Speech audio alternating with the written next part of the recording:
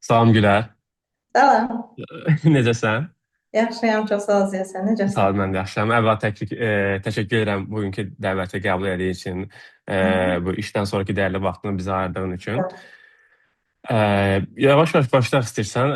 Mən qısaca ümumi məlumat verim ki, biz Gülərlə həm eyni lisə məzunuyuq, həm Türkiyədə Azərbaycan Həkimlər Dərnəyində bərabər rol almışdıq. İndi də Amerikadakı Həkimlər Dərnəyində bərabər rol alırıq. Bu şəkildə belə bir, necə deyək, Bəli, bir ortaq işlərimiz var. Həm də çox dostluğumuz var, uzun yaxın illər. dostluğumuz. Aynen çox uzun illərdir. Eyni zamanda yaxın dostluğumuz var. Görək istəyirəm ki, biraz da qısaca sən öz haqqında məlumat verəsən. Yəni Amerikadakı təhsil sürəci və s. Sonra yavaş-yavaş suallar əsasında sual-cavab olan şəkildə irəliləyərik.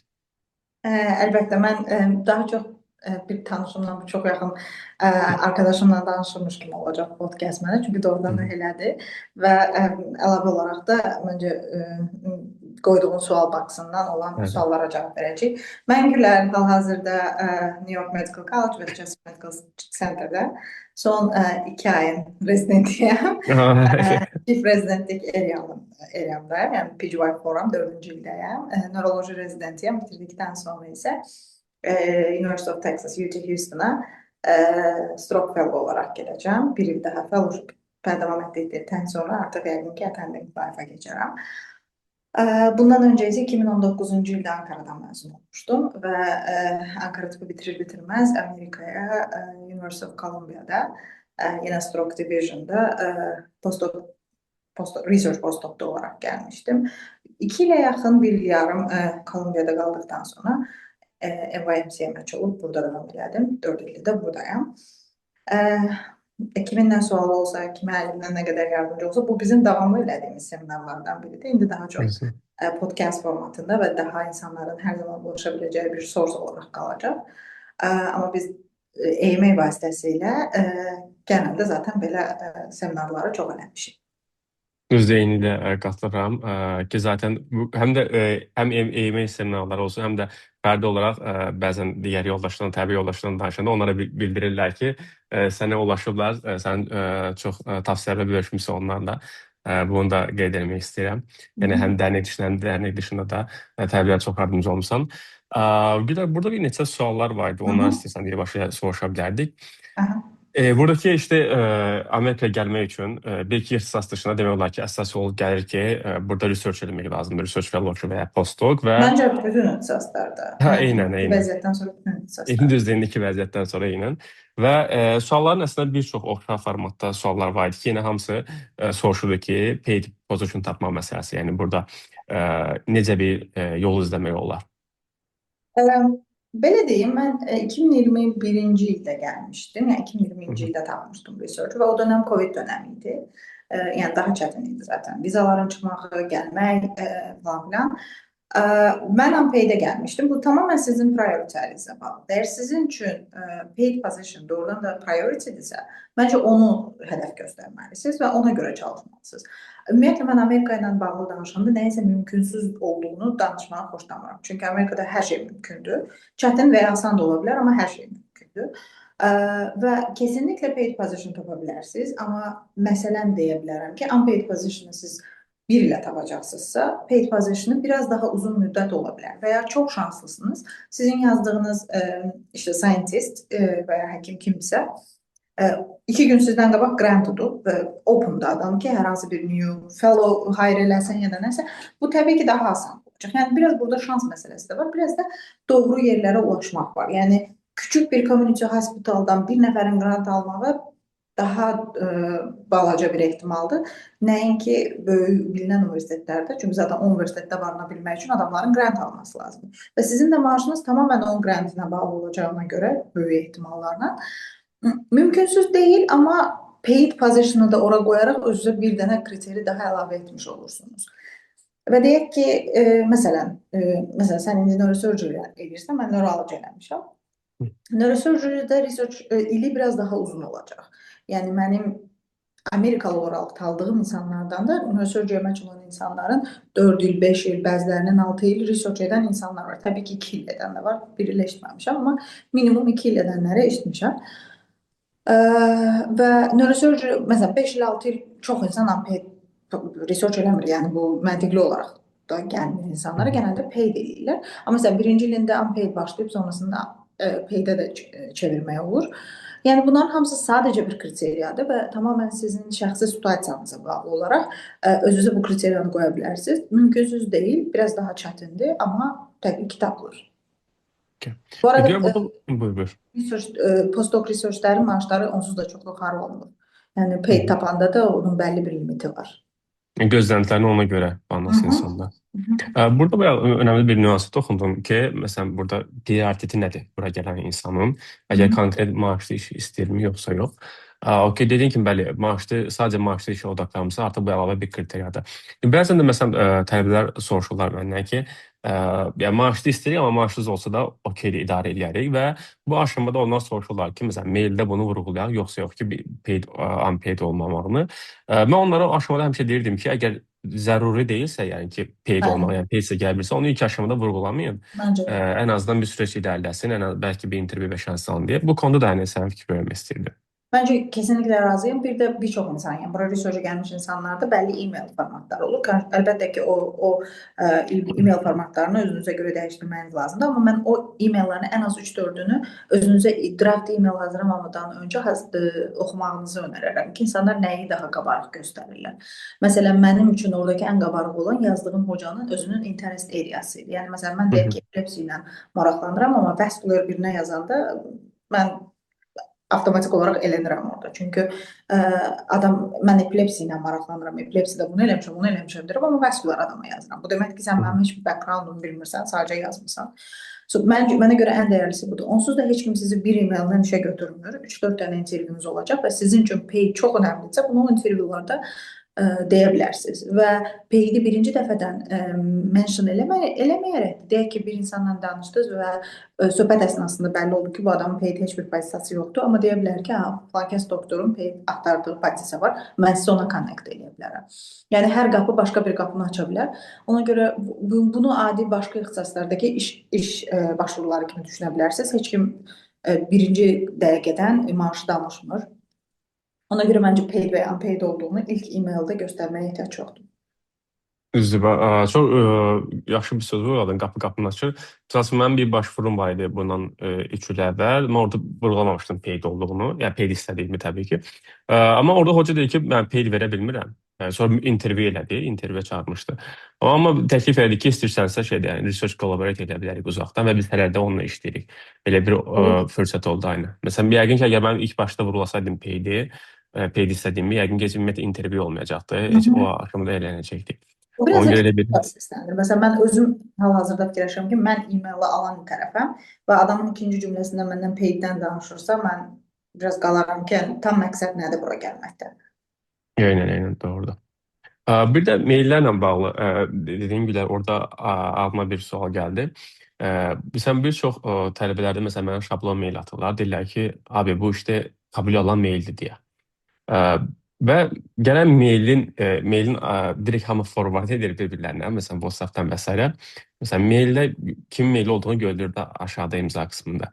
Soruşuram ki, həmin insanın xəbəri varmı? Həmin insanın xəbəri yoxdur. Yəni heç onlar da şəxsən tanışmırlar. Yəni o mail ortalıqda dolaşır. Mən deyirəm ki, konkret bir dənə qəbul alan mail formatı yoxdur və insanlar adətən şeylər, bu mail qəbul alıb deyənə götürüb onu kopyalarlar. Yəni mən heç tanımadığım adamın maili mənə ulaşıbsa, yəqin ki, bu artıq minlərlə insana ulaşır və hamı onu götürüb kopyalarsa, mən önərim olur ki, yəni konkret qəbul alan mail formatı deyə bir şey yoxdur. Okey, müəyyən bir taslaqlar var, amma hər kəs gərək öz formatını geliştirsin. Bu konuda sənin fikirlərini öyrənmək istəyirəm ki, yəni məsələn belə bir situasiyada tələbələrə nə önərərsən? Kesinlikle bir de 2026-cı ildə hələ də bir e-maili copy-paste eləmək mənə biraz qəribə gəlir. Çünki ən azından ChatGPT-yə göndərib özünüzə görə adjust elətdirə bilərsiniz, ən azından. Və əminəm ki, sizin interes areanız fərqlidir. Əminəm ki, sizin istədiyiniz, baxdığınız pozisiya fərqlidir. Əminəm ki, sizin arzularınız fərqlidir. Yəni biraz ora individuallıq qatanda onsuz da o e-maili daha mənalı eləyir və daha oxunaqlı eləyir. Yoxsa hamımız hər gün rekruterdən də eyni e-mail alırıq, disability insurance-dan da eyni e-mail alırıq və biz onları oxumuruq. Çünki spam e-mail kimi gəlir. Ona görə bəli, mən tövsiyə verməyi xoşlamıram, amma məncə mənim düşüncəm də elədir ki, Hər kəsin özünə görə individual bəlli bir format, yəni nədən başlayacağam, nədən danışacağam, özümdən çoxmu danışmalıyam, özümdən azmı danışmalıyam. Bir format, amma tamamilə özünüzə uyğun olacaq şəkildə e-mail yazmaq. Gəl başqa bir sualda, bunu da yenə bir neçə nəfər insan soruşub. İndi bu sualı əslində düşünürəm ki, səndə yaxşı təcrübə olar. Məsələn, başqa bir Amerikada yaşayan insana görə sən burada artıq həm Türkiyədə tibb təhsili bitirdiyinə görə, Türkiyədəki ortama daha çox hakim olduğuna görə, hər iki ölkədəki ortama hakim olduğuna görə. İnsanlar bəzən soruşurlar ki, birbaşa işte gəlib research eləyib, sonra Amerikada rezident mı, yoxsa Türkiyədə TUS verib, biraz daha belirli yol olduğu üçün öncə TUS verib, sonra fellowship'ə mi gələk deyə bir sual soruşurlar. Düzdür, təbii ki, bu sual belə ixtisasa görə çox dəyişə bilən bir Hı hı. sualdır və s. Amma ümumi olaraq bəzən tələbələr də məsələn deyirlər ki, hal-hazırda qərar verməmişik hansı ixtisas istəməyimizə, amma bu konuda biraz yol ayrımında ki, hansı yolu izləyə bilərik. Sənin fikirlərini öyrənmək istədim bu konuda. Ee, Bence bu yine dediğim gibi ixtisasa bağlı olarak değişir de oradan da. Ee, Yani sizin bəzi ixtisaslar var ki, siz orada fellowship eləyib burada qala bilməzsiniz. Yəni məcbursunuz ki, rezidentura eləyəsiniz. Bəzi ixtisaslar var ki, bəlli fellowshiplər elədikdən sonra limited license ala bilərsiniz. Yəni bayağı limited və bəlli yerlərdə çalışa bilərsiniz. Bəzi ixtisaslar var ki, siz 100% rezidentura eləməlisiniz. Yəni board eligible ola bilmək üçün. Ona görə də buna bir yönlü cavab vermək çətindir. Məncə yenə insanlar öz şərtlərinə baxmalıdırlar. Yəni mənim əgər 3-cü sinifdən qərarım var ki, mən neurologist olacağam, mən sizin yerinizdə olsaydım və şərtlərim uyğun olsaydı, mən yəni Türkiyədə çox doğru dildə desəm, o zaman kayıp eləməzdim. Türkiyədə elədiyiniz uzmanlıq bilgi açısından çox-çox dəyərlidir. Çox, doğrudan çox dəyərlidir və sizi Yəni, çox qatacaq. Amma insanlar bilgiyə baxırlar, onsuz da skollarınız. Ondan sonra onlara maraqlı olan siz American culture-ını nə qədər bilirsiniz və indi on top of it üstündə biraz da o viza problemləri var. Ona görə sizin as soon as possible Amerikada olmağınız sizə çox böyük bir artıdır, çox böyük bir plusdır. Ona görə əgər sizin üçün iki yol arasında çox böyük bir fərq yoxdur, mən sizin yerinizdə olsaydım, ən tez bir şəkildə Amerikaya gəlməyə baxardım. Çünki bir çox artıları var. Bu topika getməyə, bu artıq niyə bura postoka gəlməliyəm sualıdır. Amma yox, başqa heç bir şansınız yoxdur və zaman itirməkdənsə təbii ki, mən Amerikaya gəlmək istədiyim ixtisasda Türkiyədə TUS-u da ikinci bir alternativ bir variant olaraq dəyərləndirmək olar. Yenə başqa bir sual isə, əslində bu sualın cavabını məncə daha öncədən verdin. Yəni research eləmədən Amerikada hər hansı bir ixtisas qəbul almaq olarmı deyə bir sual gəlmişdi. Amma düşünürəm ki, zaten sən başlanğıcda söylədin ki, Olar. artıq Ben deyirəm, yəni mən bugün sizə heç nə olmaz deməyəcəm. Aynen. Hər şey olar, amma daha straightforward yol hansıdır və daha rahat yol hansıdır və mən artıq 4-cü match cycle-dır ki, interviewer tərəfindəyəm, rezident olaraq və 2 dənə interview olmuşam. Rezidentura interviyusu, fellowship interviyusu, hal-hazırda iş interviewları bilirəm və gördüyüm bir şey var ki, insanların 80-90% burada birinci gəldikləri yol research oldu. Hətta mən daha qısa research eləmiş hesab oluram. Çünki daha uzun research eləyib, green card alıb, oradan rezidenturaya keçənlər var. Daha rahat olsun təbii. Təbii ki, sizin harada, necə, hansı research olduğunuza çox bağlıdır. Amma yəni, əgər faiz olaraq statistikaya baxanda, düz mənim əlimdə belə scientific bir faiz yoxdur, statistika yoxdur, amma deyə bilərəm ki, gördüklərimə əsasən çox insan birinci research yoluna gəlir. Aynen. Ben de çok eşittiğim çok istisna bir iki örnekler var. Mesela internal medicine'de mesela aslında hiç İnsan Amerika'ya olmasında var. gelmeden aynen o şekilde məşğul olanlar olur. Ama genel olarak daha mesela böyük üniversite xəstəxanaları olsun, daha biraz diğer branşlar vesaire daha üst klinik branşlar olsun. Oralara məşğul olmaq için insana gəl buralarda nelərsə edirlər. Bir sual da oydu ki, mesela yazmışlar ki, nöroloji konusunda çox təcrübəmiz yoxdur, daha öncə research eləməmişik, amma orada postdoka gəlmək istəyirik. Bu şəkildə məsələn təcrübəmizin olmamağı, orada gələndə mövcud tapmaq, research konusu tapmaq konusunda bir negativ olarmı? Yəni onunla bağlı bir sual soruşmuşlar. Şöyle, mən gəlmədən öncə Amerikaya gəlmək istədiyimi zaten yani üniversitenin 3-cü, 4-cü sinifində bilirdim və research'un bunun üçün önemli olacağını bilirdim. Nöroloji ilə bağlı çox bir research optionu tapmamışdım. Bəlkə də yaxşı axtarmamışdım, bilmirəm, amma tapmamışdım və mənim o dönəm əlimdə olan şans gynecology idi. Mən gynecology'da yəni hər gün dərsimdən əlavə olaraq 1 saat, 2 saat çox yoğun, çox hands-on research edirdim. Yəni at the end researchdur. Yəni hamısının IRB-si indi IRB Türkiyənin Amerikada fərqlidir, amma IRB necə hazırlanır, literatur review necə olunur, topic necə seçilir, statistikası necə olur, bu bütün subspecialtylər üçün eynidir. Ona görə bir yerdən başlamaq hər zaman daha önəmlidir. Çünki ola bilər ki, sizdə research vascular neurology-nin bilməm hansı autoimmünündə hər hansı bir təcrübəniz yoxdur. Amma ümumi bir researchla bağlı təcrübəniz varsa, buna adjust eləmək sadəcə 1-2 ayınızı alacaq. Yəni o topikdə biraz daha deeply involved olduqdan sonra onsuz da biləcəksiniz ki, söhbət nədən gedir. İkinci, üçüncü paperdan sonra daha da rahat olacaqsınız insanları tanıdıqca falan. Yəni harda mümkünsə, istəyir Azərbaycanda olun, istəyir Türkiyədə olun, istəyir hər hansı bir Avropa ölkəsində olun, hər hansı bir ixtisasda mümkünsə başlayın. Yox, əgər əlimizdə böyük şanslar var və çox yaxşı bir akademik sentrdən gəlirsə, yaxşı olar ki, özünüzə uyğun olan ixtisasdan keçəsiniz. Məsələn, mənim ginekologiyada research eləməyim mənə çox kömək olmuşdu. Çünki mən Kolumbiyada etdiyim research cerebrovascular disease in high risk pregnancy and postpartumlardaydı. Yəni connection idi. Düzdür, mənim neurolojidə researchum yox idi. Səhv eləmirəmsə elektivim var idi. Yox, səhv eləmirəm var idi. Elektivim var idi, amma research experience'im yox idi. Amma mən gynekologiyada öyrəndiyim research'u, ki research həmişə research'dır, onu çox rahatlıqla neurologiya adjust edə bilmişdim. Eynən, deyilənə tamamla qatılıram Gülər və adətən burada başlayanda məsəl üçün əgər bəzi təbii hocalar soruşurlar ki, hazır planladığınız bir spesifik bir topik varmı yoxmu deyə. Varsa nə gözəl. Yayınlanmış bir topik, yayınlanmış bir paper'ım varmı? Eynən, onlar soruşurlar və yoxdursa belə, əgər hoca qəbul verirsə, bura gəlirsinizsə, ilk başda zaten burada Amerikada hər universitetdə çox sayda projelər dönür zaten hər zaman. Davam eləməkdə olan projelər var. Onlara adətən daxil edirlər hani süreci öyrənmək üçün. Artıq bir müddət keçəndən sonra, siz də olaya hakim olandan sonra artıq hocalar sizdən artıq primer bir şey gözləməyə başlayırlar. Onun dışında bir sual gəlmişdi bir kolleqamızdan. O da neuroloji istəyir burada məşqə girmək istəyir və biraz məzun olma ili əvvəlki illərdir. Tabii məzun olmadan sonra işləyib amma. Bu da çox ümumi suallarda, yəni ümumi daha sonra sıx qarşılaşılan suallardan biridir ki, məsəl üçün məzuniyyət ili var, amma daha sonra hardasa müəyyən qədər işləmişəm bəslər, amma rezidentura eləməyib də elə bil. Müxtəlif private practice-lər eləyib. Bu məsəl üçün mənfi təsir eləyərmi sürəcə, necə hesablanır? Mənfi deməyəcəm, amma filtrlərdən biridir. Bəzi universitetlər bu filtri kullanır, bəziləri kullanmır. Məsələn, mənim hal-hazırdakı rezidenturamda səhv eləmirəmsə graduation yeri 12 ilin üstündə olan bir nəfər var. Amma o 12 ilin hamısını neurolojide keçirdi.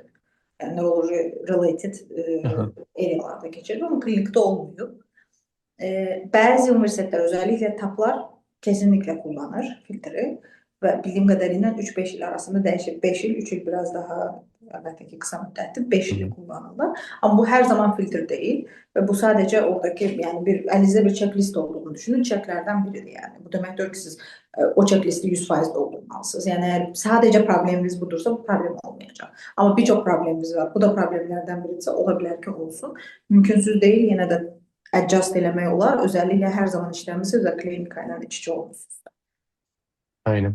Şimdi hələ ki məhz sürecinə birbaşa özüm girməliyim. O süreci bilmirəm. Filtrlərində sən bu konuda daha öncə məşq etdiyin və keçdiyin üçün və eyni zamanda məşq girənləri dəyərləndirdiyin üçün filtrlərlə bağlı sual soruşmaq istəyirəm. Əslində öz ağlıma gələn bir nüans oldu sən dedikcə.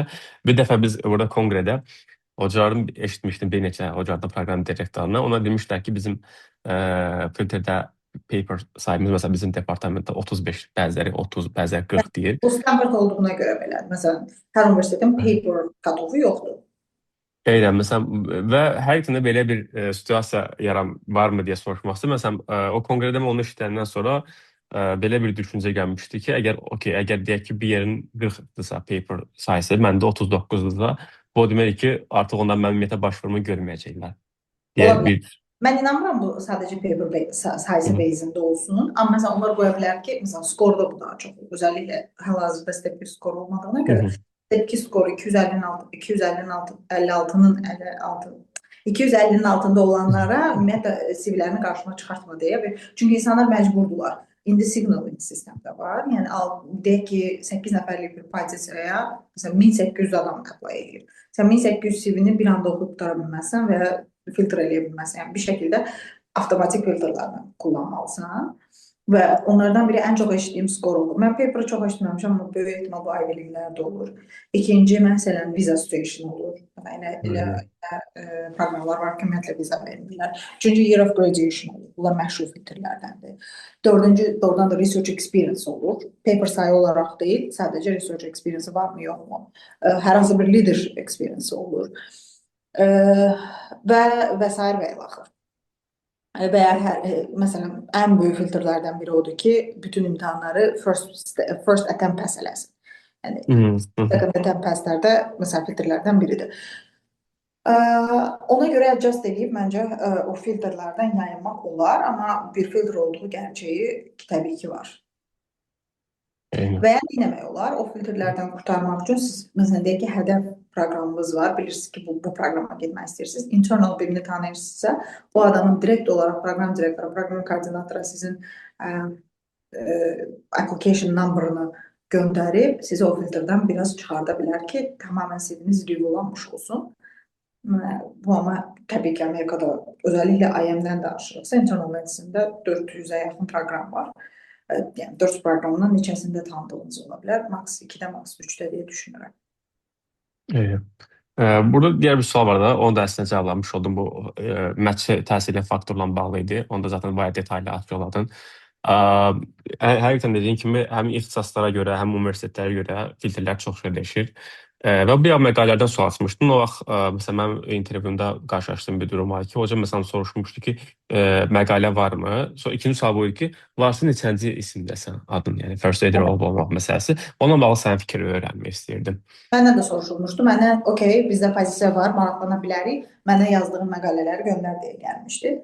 Göndərmişdim və məndən sonra interest letter istənmişdi. Niyə research istəyirsən, niyə neurology-da istəyirsən, sən gynecology-da research eləmişsən, necə conduct edə bilərsən? Onu eləmişdim. Hətta ondan sonra mənə interview vermişdilər. Yəni, bu konuşmaların hepsi e-mailda gedib. Bir kere adamlar səni görmürlər. Bunların hamısını göndərdikdən sonra konuşmalar interview dönmüşdü və mənə interviewda deyilmişdi ki, as you know, this is not a paid position, bla bla bla bla. Bir diğer sual, bu öz sualımdır. Əslində bunu növbəti podkastda da danışacağımız hər kəsdən soruşmaq istədiyim bir sualdır. Mentor kavramı var. Son illərdə düzdür, sosial mediada olsun, ətrafda hər kəs bir mentor kavramı çox moddadır, hamı hər şey deyir. Amma əslində mentor biraz daha fərqli sorumluluq olan bir şeydir. Yəni adi supervizordan, adi PI-dən fərqli bir insan. Yəni tamamen başdan sonra insana yardımcı olan və s. Bu konuda sənin yanaşma öyrənmək istəyirəm. Sənə görə mentor kavramı, mentor dəyəri nədir? Və sənin həyatında gerçəkdən də həqiqətən real mentor, həqiqətən dediyim bir insanlar varmı? Kimdə, necə bir hekayə olub, onu anlatmanı istəyəcəkdim. Məncə kesinliklə belə bir kavram var. Özəlliklə bizim işlərdə, hansı ki, hiyerarşinin hələ də, istəyir Amerika olsun, istəyir Türkiyə, hara olur olsun, hiyerarşinin hələ də konu olduğu bir areadır, medicine. Var kesinliklə, amma mən burada biraz daha haşiyəyə çıxıb başqa bir şeyə, belə deyim də, highlight eləmək istəyirəm ki, mentorun necə istifadə olunması gərəkdiyini də biraz menti bilməlidir. Yəni, menti əgər nə istədiyini bilmirsə, təbii ki, mentorun işindən biri ona yön verməkdir, amma menti güclü olanda mentor da ona daha güclü mentorluq eləmək istəyir. Bilmirəm, fikrimi çatdıra bildim ya yox. Çünki bəllidir ki, mentinin bəlli getmək istədiyi yerlər var. Mentor orada ona bir əlavə bir motor olacaq. Yəni, onu ora götürməyəcək. Yox, əgər sən yolunu bilmirsənsə, mentor sənə birinci yol tapacaq, sonra motor olacaq. Yəni, bu biraz daha prosesi çətinləşdirir. Mən deyərdim ki, birincisi mənə görə insanın həyatında bir neçə müxtəlif sahələrdə, məsələn, leadershipdə biri, researchdə biri, klinikdə biri, personal life'da biri. Mənim təbii ki, həyatımda olub, amma mən deyə bilməzdim ki, bir nəfər mənim PI-im mənə çox böyük dəstəyi idi. Yəni, hələ də bu günə qədər fellowship'a gedəndə də və mən onun ilk research asistanı idim. Bəlkə də ona görə bizim çox daha yaxın münasibətimiz olmuşdu. Çox böyük dəstəyi olmuşdu, amma məncə mən ona nə vaxt ulaşmam gərəkdiyini bilirdim. Yəni, it's not like mən oturdum gözlədim ki, okey, mən indi match eləməliyim, neyiniyim, ya da mən indi paper yazmalıyım, neyiniyim. Məncə mən ona hansı dönəmlərdə go back eləməyim gərəkdiyini bilirdim. Rezidentura vaxtı əssign olunmuş bir mentorum var var, hələ də var, amma bizim arealarımız eyni deyil, interest arealarımız eyni deyil, tamamilə fərqlidir. So mən onu daha çox necə yaxşı rezident olunur, daha ümumi konularda other than researchda daha başqa mentor seçmişdim özümə və dediyim kimi yəni biraz kobud çıxacaq, amma mentorunu biraz zorlamalısan ki, doğrudan da attention'ı səndə qalsın. Yoxsa sən o attention'ı itirəndə, çünki bu daha çox sənə lazımdır. O relationshipdə pozulur məncə. Qısaca toparlamam gerekirsə, kesinlikle mentor önemlidir, amma mən bir mentordan daha çox bir neçə mentordan yararlanman gerektiğine inanıram və fərqli levellarda mentorlardan yararlanmam gerektiğine inanıram.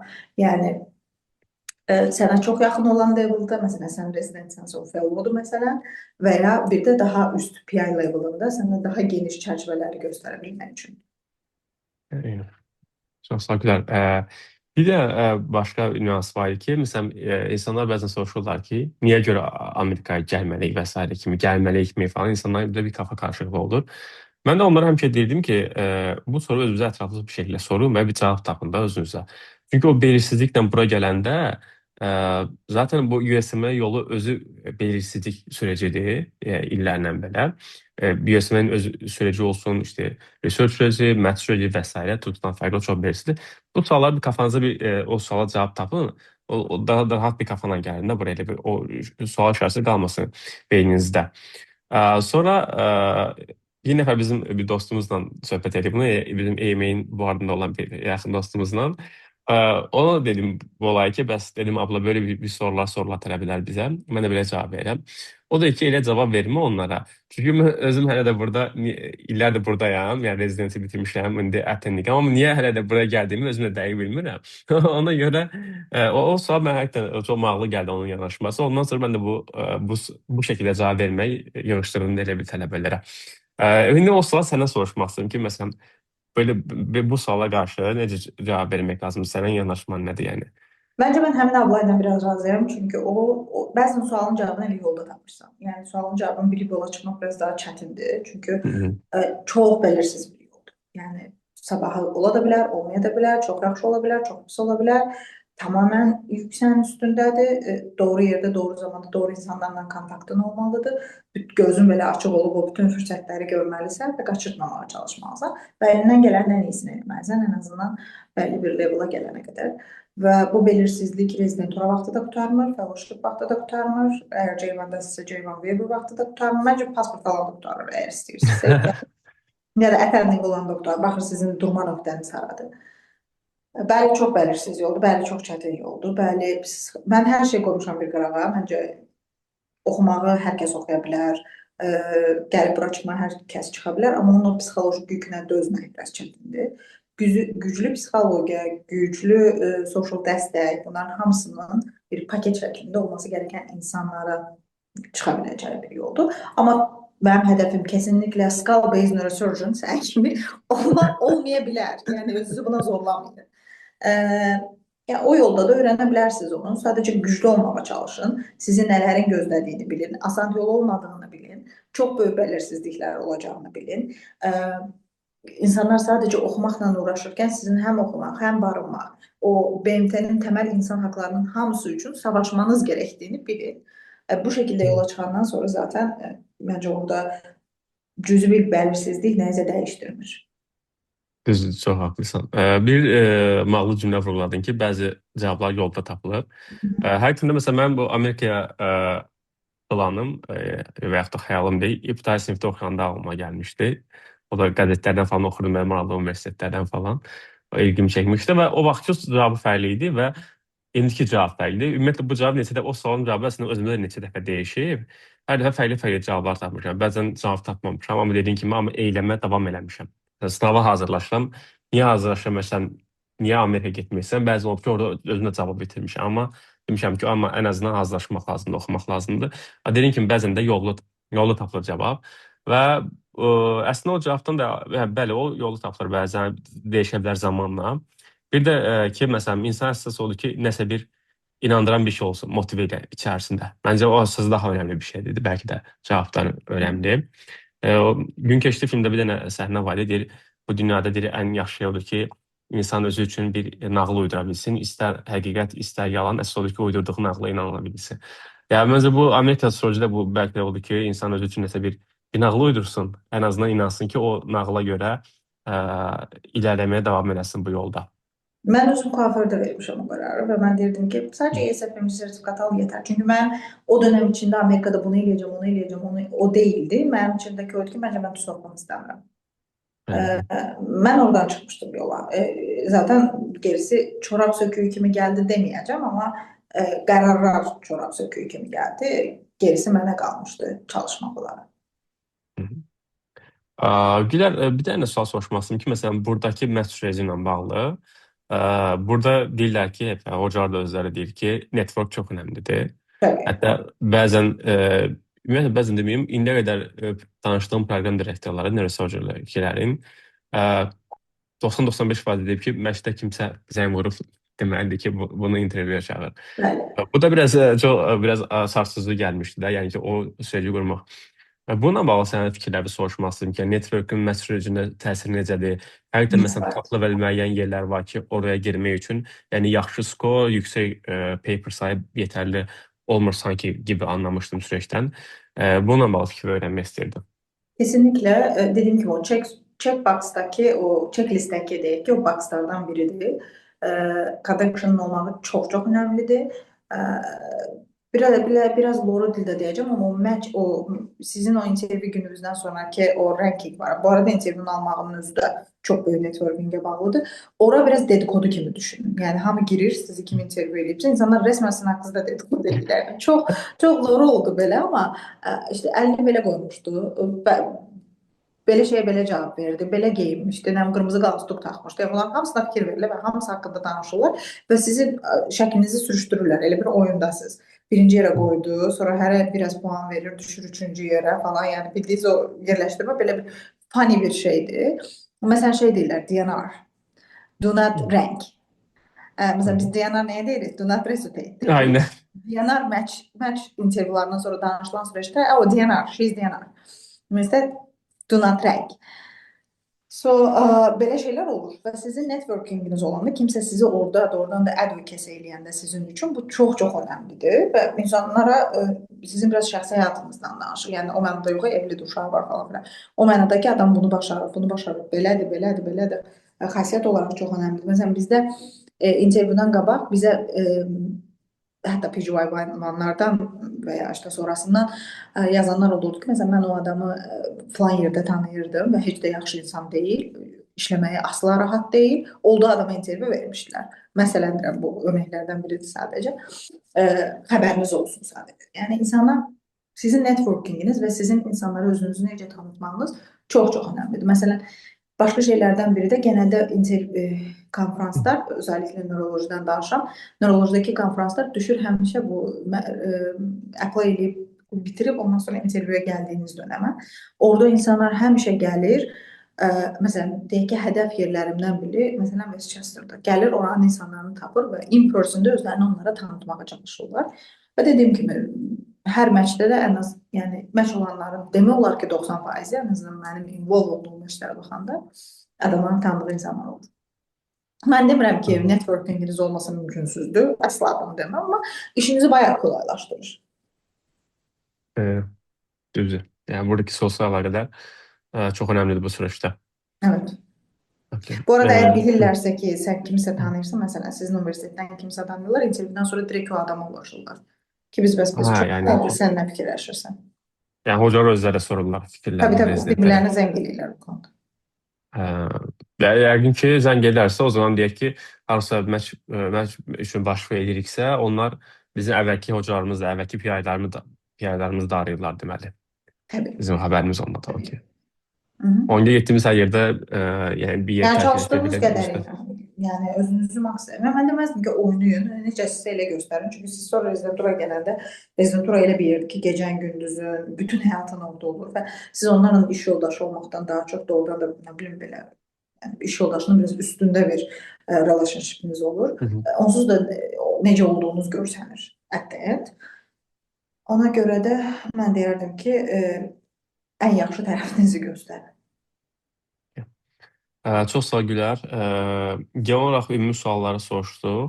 danışdıq. Məncə artıq müəyyən qədər indiki vaxtı məncə hələ yetərlidir gibi. Hı Əslində hı. tabii bu konu çox genişdir. Məsələn Tabii. biz ayrıca bir söyləşi də eləyə bilərik ki, sadəcə məsələn məhz sürecini anlata bilərik. Hı hı. Sadəcə intervyular sürecinin buna bağlı nələr diqqət edilməlidir. Amerikadakı və yaxud da rezidentura həyatı və s. Bəlkə Amerikadakı həyatın özü, çünki buradakı Aynen. universitetdəki iş həyatı fərqli, çöldəki individualistik həyat çox fərqli. Onları da növbəti podkastlərdə mərhələ-mərhələ şəkildə anlata bilərik. Sənin də layihən çox uğurlu olsun. Məncə bunu edəcək doğrudan da ən doğru insanlardan birisən. Yəni çox geniş Çox bir təşəkkür edirəm. və insanların da səndə rahat ulaşa biləcəkləridir. Əminəm ki, çox başarılı proyekt olacaq. Bizim əlimizdən nə gəlsə həmişə kömək etməyə hazırıq. Nəzakətin üçün, xoş arzuların üçün çox təşəkkür edirəm Gülər. Bugünkü vaxtı ayırdığın üçün də minnətdaram. İnşallah növbəti podkastlərdə yenə Təbii. görüşərik. Görüşərik. Görüşək, sağ ol.